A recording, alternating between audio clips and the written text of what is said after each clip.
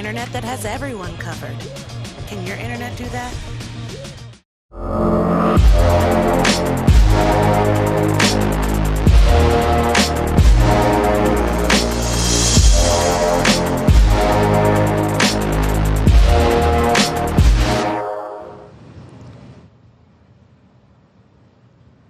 Hello everyone, and welcome back to another edition of Inquirer Live at Gameday Central, presented by Xfinity. Today, we're back at home, coming to you from Xfinity Live across the street from Lincoln Financial Field, where in about an hour the Eagles will host the New Orleans Saints. I'm Eagles beat reporter Josh Tolentino for the Philadelphia Inquirer, and I'm joined for the first time this season, a special guest, my fellow beat reporter Jeff McLane. Jeff, how's it going? Hey Josh, I don't know about special, but unfortunately E.J. Smith couldn't be here today. He'll be back next week, I'm sure, but it's great to be here with you for the next 30 minutes. Of course, all our viewers at home, and I'm looking forward to covering this game today. Jeff, as always, really looking forward to your insight, and again, appreciate your time, but I just want to remind everyone back home throughout the season, we'll be coming to you live from every game at home and on the road. The best link you can find us at is inquirer.com/GameDayCentral. It's there you'll be able to find all our coverage from throughout the week. Leading up to game day, you'll be able to see our predictions, and most importantly, you'll be able to submit your questions and comments and also interact with us throughout the game. Today, in a little bit, we're running over to the link. It'll be myself, Jeff McLane, E.J. Smith, and our columnists Dave Murphy, Mike Sealski, and Marcus Hayes. That's where you'll be able to interact with us, again, at inquirer.com/GameDayCentral. Jeff, we got a lot to talk about, man, since the last time that we gathered. Most importantly, I guess really over the weekend in back-to-back days, some news happened with this team. Can you tell me what's the latest? Yeah, the big news of the week was that Dallas Goddard and Avonte Maddox signed contract extensions. That makes 4 of the 5 draft picks from the 2018 class who have signed extensions this season. Of course, the first was Jordan Mailata right before the start of the season. Then you had Josh Sweat, and now Goddard and Maddox. The Goddard extension isn't much of a surprise if you ask me. Obviously, once they traded Zach Ertz, that was probably likely to happen, and he's shown since that trade that he's played pretty well, and that it's something that was almost a foregone conclusion. The Avonte Maddox extension surprised me a little bit for a nickel cornerback to pay someone that much. That being said, Maddox is playing good football, and Howie Roseman has long wanted to re-sign his own draft picks if they've done enough to warrant that extension, and so far we've seen that with 4 of 5 guys. Maddox was a little bat surprising, Jeff, also especially considering not necessarily the depth, but the young pieces they have underneath Maddox, and I'm referring to the backup corners. They've really stockpiled up. You thought that maybe one of them would emerge later in the season to fight for that position, that slot cornerback heading into next year.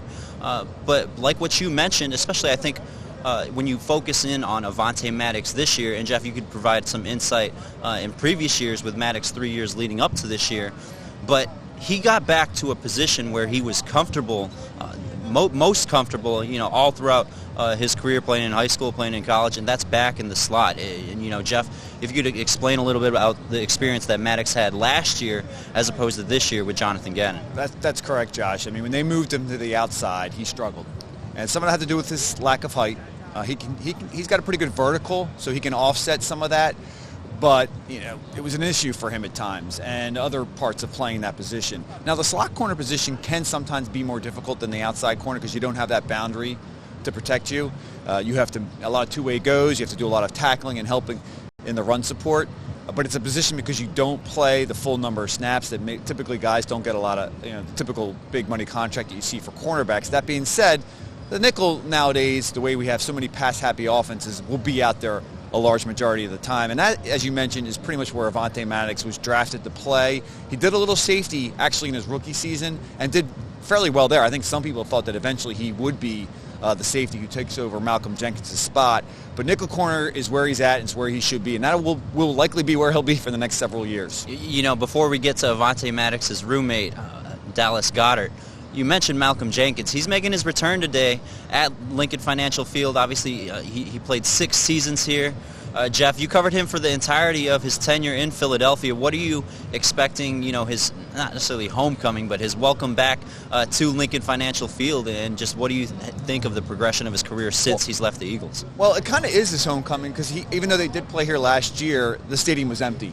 So it wasn't like the fans got to embrace Malcolm, who was pretty much a fan favorite here, not only because of what he did on the field, but everything that he's done off the field in terms of giving back to the community and obviously in terms of social justice. This is where it all started for Malcolm Jenkins, and he earned all 3 of his Pro Bowl nods here. There was a contract dispute with Howie Roseman and the Eagles that eventually led to him being traded, but he's back in New Orleans where he started his career and is pretty much picked up where he left off. He's playing that same safety role that he did here. He's almost like a quasi-linebacker in certain run situations, but that's Malcolm, and while he may have lost a step in these later years of his career, he is about as smart as it gets for a defensive player. Yeah, and voted, very quickly as a team captain for the Saints, so that speaks to his impact. I brought that up because, we're coming to you from Xfinity Live, and I already see several fans wearing these jerseys, Malcolm Jenkins jerseys, Eagles jerseys, so it should be a nice applause for him when he takes the field in a little bit at the link. One more guy that we wanted to get back to, Jeff. We started with his name, and I think he's the most important from the 2018 class, in my opinion. Dallas Goddard. He was the highest drafted pick in that second round. In 2018, and his impact has been truly, despite really before the season playing behind Zach Ertz. Jeff, you've covered both of them for a very long time. What was your thoughts on Dallas Goddard really stepping into that prominent tight end one? Well, it was bound to happen once they drafted Dallas. Once you move up in the second round for a tight end, you're setting in place that this is going to be your guy of the future. Now, you can question that pick when you had Zach Ertz already on the roster, and this was a Pro Bowl tight end who set the franchise, actually the NFL record at the time for catches for a tight end, and Zach has since obviously gone on to Arizona and shown that he can still be the tight end number 1 for any team. That being said, you have Dallas, and Dallas gives you a little bit of a different dynamic than Zach Ertz in that he can catch the ball and run after. Maybe a little bit of a better blocker. That being said, Zach Ertz, nobody runs routes as well as he does. And I think if you look at what they gave Dallas, it's pretty much in line with the tight end contracts, about $14 million a year. Although if you look at the guaranteed years, he's not making a heck of a lot more than he's not making actually as much as someone like Mark Andrews who signed a contract just recently. But you could make an argument of keeping Zach Ertz, signing him to a cheaper contract, and getting something very valuable in return for Dallas Goddard.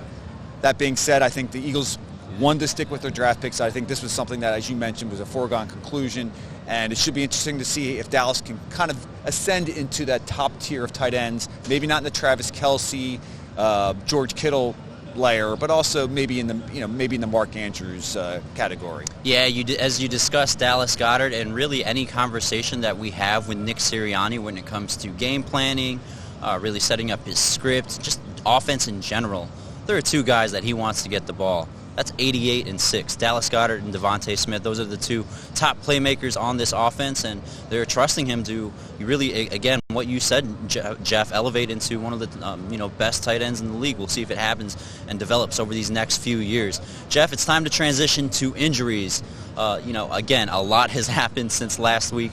I think we have to start with Miles Sanders. He's back. He's off injured reserve. He had missed the past 3 weeks with injuries. With that low ankle sprain, rather. But he's back, and, we saw him at practice this week during the early portions, and he looked good going through all those individual drills. What are your expectations today for Miles Sanders going up against a very tough Saints running defense? Yeah, he'll be active, and the question is how much will he be used? And with what we've seen over these last several weeks with Jordan Howard and Boston Scott becoming 1 and 2, or like 1 and 1A running backs, you have to wonder if Sanders is he's not going to get the workload that he did typically. But you have 3 pieces there. They kind of each come with their own certain skill set. But it's a significant question about Sanders and his future, because here's the guy, you drafted him in the second round in 2019, and number 1 workload running back the last 2 years. But this year they didn't use him very much in the first 8 games before he went down. You have to wonder, what did that mean for his future? And it wasn't until after he left that all of a sudden the run game started to get it going, and you had some ballast, and we've seen what's happened since then. The offense has been very, very efficient, and that's what you need to going forward. Jordan Howard is a tough runner. He doesn't waste much time. He gets north-south. He's a little lighter than he has previously, so he looks a little more agile. Boston Scott, same thing. He can get you a little more on the outside, but he's done a very good job. And you look at the numbers from these guys, they're both averaging 5.1 yards. That's excellent. And you have to wonder, Sanders is a little bit different, but there's nobody that can hit a home run like Miles Sanders. That guy can take any carry to the house. Yeah, over the past 3 weeks, the Eagles leading the NFC in rushing yards, and it's been due mainly to, obviously, Boston Scott and Jordan Howard, but also Jalen Hurts. I mean, Jalen Hurts is an agile quarterback. He's been really learning to mature this season on when to leave the pocket and, when to extend those plays as opposed to staying in the pocket and, using his arm. So a very interesting dynamic, and we're going to talk a little bit more about the run game later in the show. Another guy that we didn't mention, Kenny Gainwell, the rookie, who got some run definitely at the beginning of the season as they've transitioned to Jordan Howard and Boston Scott. His carries have gone down. How that dynamic changes with Miles Sanders back is yet to be determined. But another guy that popped up on the injury report, Jeff, Derek Barnett, popped up with a neck injury. Derek Barnett is such an interesting topic when it comes to the Philadelphia fan base. A very high draft pick, but he's got more penalties, more personal fouls than he does sacks at this point in his career. Jeff, are you that type of if you're Nick Sirianni, if you're Jonathan Glenn, do you like that aggression, or are you telling are you having these conversations throughout the year, because it seems like almost at every game at this rate that he's committing costly penalties? Yeah, I mean, there's that line. And it seems like Derek Barnett goes over that line more than most players. And you want him to play with that edge. You want him to be aggressive, because there are times that it leads to sacks or it leads to TFLs. That being said, it's more often than not led to penalties and personal fouls. And we saw one last week when he hit Teddy Bridgewater pretty hard. It seemed like maybe the crown of the helmet hit him in the head, and that's why he got the flag. Luckily, they didn't give up a touchdown. No, they got lucky there. But he also had a pre-snap penalty, something that also has been an issue for him. Yeah, it's an issue for a lot of defensive linemen, but with Barnett, it seems like to be something that plagues him more than most defensive linemen. And as you mentioned, more penalties and sacks over his career. He's in the last year of his contract. So while you're seeing all these other guys get extensions, here's your former first-round draft pick from 2017. He got a $10 million extension this year because they picked up his fifth-year option. But you have to wonder if this guy's going to be part of their future, and right now it doesn't look like it. The other thing you have to wonder is whether he's going to play today. He's listed as questionable, and he's a tough guy. I think that he'll end up being there, but there's another guy that's questionable as well, Davion Taylor, with a knee injury, and uncertain what will happen there at linebacker. Yeah, Davion Taylor, he suffered that bone bruise in this last game, but we spoke about the Eagles' injuries. The Saints, they're missing both of their starting tackles. That's where Derek Barnett, Josh Sweat, and that defensive line with Fletcher Cox and Milton Williams and Javon Hargrave really comes in, and we'll see if they'll be able to apply pressure against Trevor Siemian. Transitioning into our next segment, Jeff, one of our favorite segments each week, it's What You Said. And when I say What You Said, I'm referring to everyone back home. As you submit questions, again, throughout the game, throughout the week leading up to game day, we will read them off in this segment every week on Game Day Central. Our first one, it's really not a question, but it's more of a bold statement from D1955. He says, he or she says, while last week is still dancing in the heads of most fans once again, as a reality check shows up, the Saints have a guy who does not play it down, years wiser than what coaches their club, in reference to Sirianni. Sean Payton will outcoach the Gardner. I don't think he's referring to Gardner Minshew. I think he's referring to Nick Sirianni, and the Eagles will be 4-7. 4-7. Oh man, that's just lots to digest there, Jeff. We don't have to talk about his prediction in regards to 4-7, but more so, I think it's clear, and even through the injuries, I think the Saints are still the more talented team. He brings up Sean Payton and Nick Sirianni. I think today comes down to coaching and who can, will Nick Sirianni be able to outcoach an offense that's missing a lot of pieces? Yeah, I mean, Sean Payton is clearly one of the best coaches in the NFL over the last 2 decades. He won a Super Bowl. His team typically makes the playoffs. That being said, he doesn't have Drew Brees anymore. I think he's done a pretty good job without having that Hall of Fame quarterback this year. They have a winning record. But he's had a lot of injuries to deal with as well, and he's kind of overcome that. We've seen him before have some very good games against the Eagles. They killed them in the Superdome a few years ago.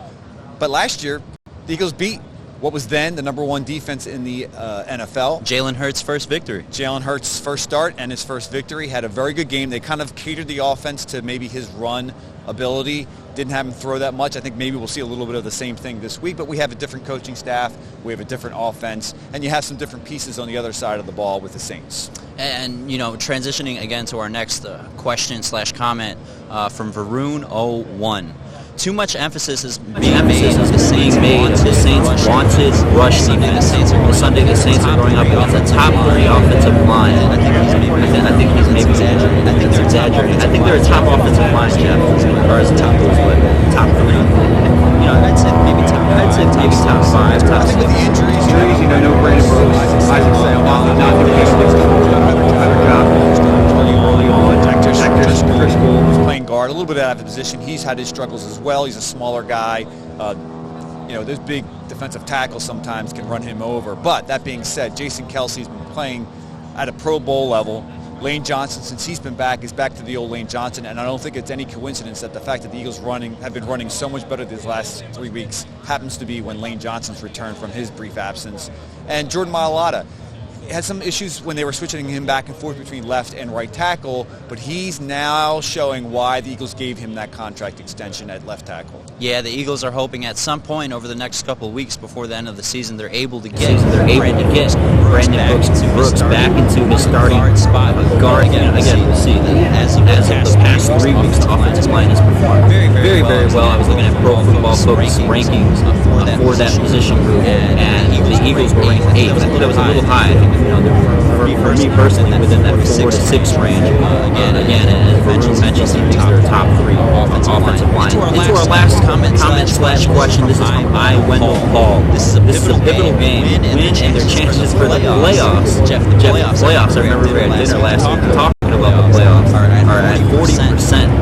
Lose and they go down 11%. Jeff, is it time to talk playoffs, or is Nick Sirianni, does he just have to focus on one game at a time? One game at a time. That's fair to say. Obviously, the team is I really do 1 week at a time. What does he talk? 1 round at a time in boxing parlance.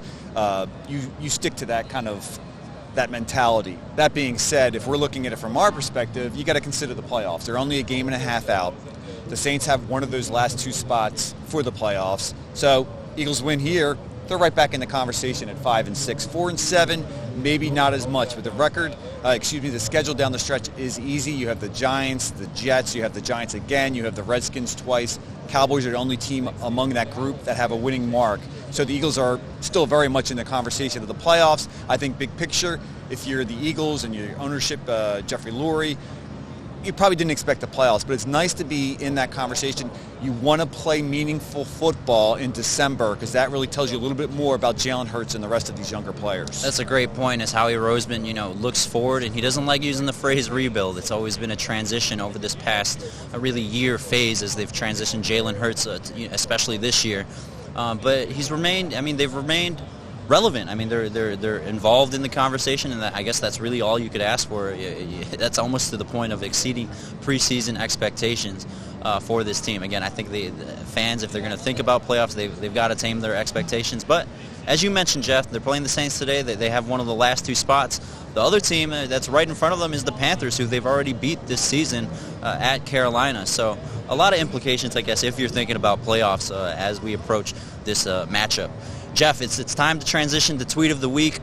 We had visited the Lincoln Financial Field where the Eagles love to practice before home games. Nick Sirianni, he enjoys practicing at the home field on Fridays, which are, for our viewers back home, just for some insight, that's where they hold their last practice of the week. It's a lighter practice in regards to the time and, what they're asked to do, but Nick Sirianni, he wants to take any benefit going to the link, getting some extra time in there before the Saints come to visit. But it's not just the Saints visiting, Jeff. Our Tweet of the Week, as we pull this up on screen, they had a special guest on Friday, Jeff. Yeah, Rob McLane from It's Always Sunny in Philadelphia, Eagles fan, and from this area, went to St. Joseph's Prep in the city. So this is a guy that's ingrained in this town, and obviously good to see him there. I'm sure he enjoyed it. I'm sure the players enjoyed it as well. Got some. I think there was some Instagram.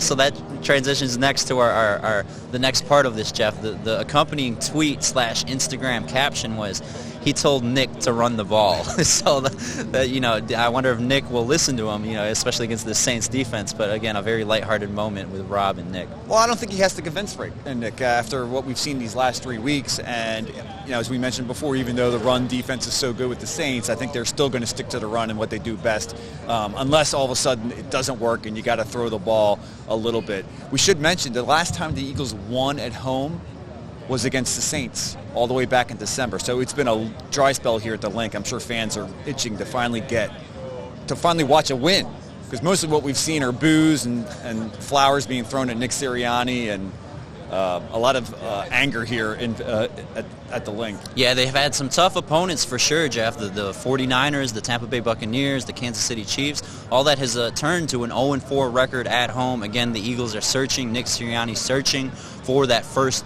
home victory. Jeff, that transitions to our next segment. It's prediction time, and before I get a score prediction, before I remind everyone what the predictions were in today's version of the Philadelphia Inquirer, let's do some over-unders. We've got a couple offensive pieces. First one, Avonte Smith. He had a great game last week. His over-under is at 60.5. Do you see him exceeding, getting into 61 yards, or do the Saints limit him to under that? I think Avonte Smith's going to go over 60 and a half yards. I think they're going to have to throw a little more than they have these last 3 weeks. I think at some point the run game is not going to work, and they're going to have to go to the air. And you're going to want to go to the air. If you look at the Saints' defense now, they're not as strong on the edges there at cornerback, and I think Avonte has an opportunity to take advantage of some of those mismatches. Yeah, I've said all season that I think he's the most talented player on offense.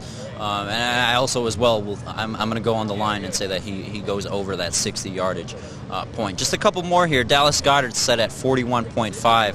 He just got paid, Jeff. Does he? Not necessarily. Everyone talks about when they get paid that performance starts to regress. This is the most immediate game following his contract extension. He signed that baby on Friday. What are you expecting from Dallas Goddard today against the Saints? Wow, 41 and a half. I'm going to go over too with Dallas. Again, I think they're going to have to throw a little more than they have these last 3 weeks. Dallas, you could argue, should be targeted more than he has been targeted. Now, some of it has to do with the fact that they've been running the ball so much. He just hasn't seen as many. And the same goes with Avonte. But again, if they throw a little more, you should see Dallas Goddard getting those passes in the middle of the field. Yeah, and especially with Dallas, you talk about 41 and a half. That's really just 2 or 3 completions for their number one tight end, fresh off that big money extension. Last two are to Jalen Hurts. His rush yardage is at 46.5. His pass yardage is at 212. 46 and a half. That's pretty high for a quarterback. But again, we're talking about a quarterback who is top 3 in rush yardage in regards to his position across the league. What are your predictions there, Jeff, on his rushing and passing yardage? Yeah, if you recall, Hurts ran for over 100 yards last year against the Saints. So it's certainly possible. It's something he can do. He hasn't done it this year in terms of the 100-yard mark.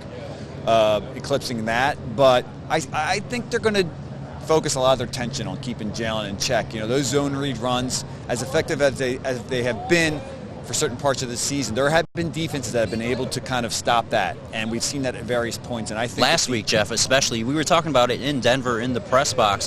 Jalen, he was really doing whatever he wanted in the first half. Third quarter, they were trying the same thing, zone reads, and Vic Fangio really tightened it up. Yeah, there's almost an easy way of doing that. You just shade a defender over the unblocked guy, and you can stop him there. And if Jalen doesn't make the right read, then all of a sudden you're going to have an issue. So I think that could be a problem here on Sunday. Yep. All right, Jeff. We went through all our over-unders for mainly all the Eagles' offensive, their top weapons. It's prediction time in today's version, in Sunday's edition of the Philadelphia Inquirer. We had our predictions. I believe you and our fellow beat reporter E.J. Smith went with the Saints. I went with the Eagles getting their first home victory. Jeff, are you sticking with that prediction? Well, I got to stick with it. Although, honestly, I'm not really sure I would, because if you look at all the injuries that the Saints have suffered, they're now without Alvin Kamara. That's a big loss for them. They're already without their top 2 tackles. Jameis Winston, as we know, will not be at quarterback. They have some players that they're missing on the defensive side. Michael Thomas has been out for a long time, their top wide receiver. It makes you wonder, why did I even pick the Saints? That being said, Sean Payton, They still have a lot of talent on that defensive side of the ball. Cam Jordan has been one of the best defensive ends in the NFL for a long time. Malcolm Jenkins knows this team. I know that he didn't do so great last time they faced each other. In fact, Miles Sanders took one to the house, 82 yards, and was able to kind of stiff arm Malcolm. He probably has that still swimming in his head from last year. But, I think the defense is going to be the issue. I still don't 100% believe in Jonathan Gannon and that scheme. Against good quarterbacks, they have done poor. Against subpar or average quarterbacks, they've won. They have what you could call maybe a subpar quarterback in Trevor Siemian for the Saints, and maybe they're able to stop him. But I just feel at some point that defense is going to leak against a subpar quarterback. Shout out to Olivia Reiner, our Flyers beat reporter, went to Northwestern, covered Trevor Siemian. She told us to enjoy watching and covering him today. But Jeff, that's going to wrap it up here for us at Xfinity Live. Again, thank you for tuning in to Inquirer Live at Gameday Central, presented by Xfinity.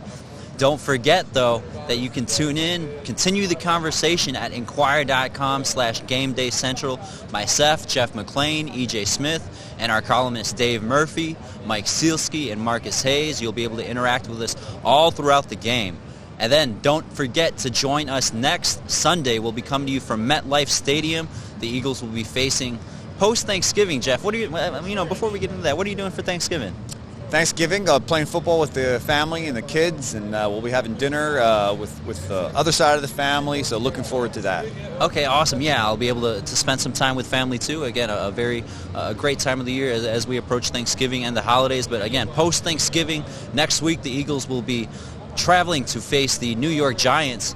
That will be coming to you live from MetLife Stadium. Jeff, that's for the Eagles. We forgot to bring this up earlier in the show, but they're not getting on a plane anymore for this season. You talk about the light schedule. They're really these are all bus trips to Washington and New York.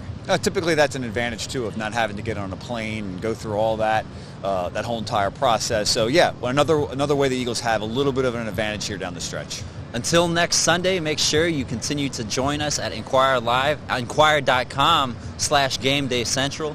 We thank everyone for coming here on set, viewing back home. And again, thank you again, Jeff, for your time. All right, thanks for having me, Josh.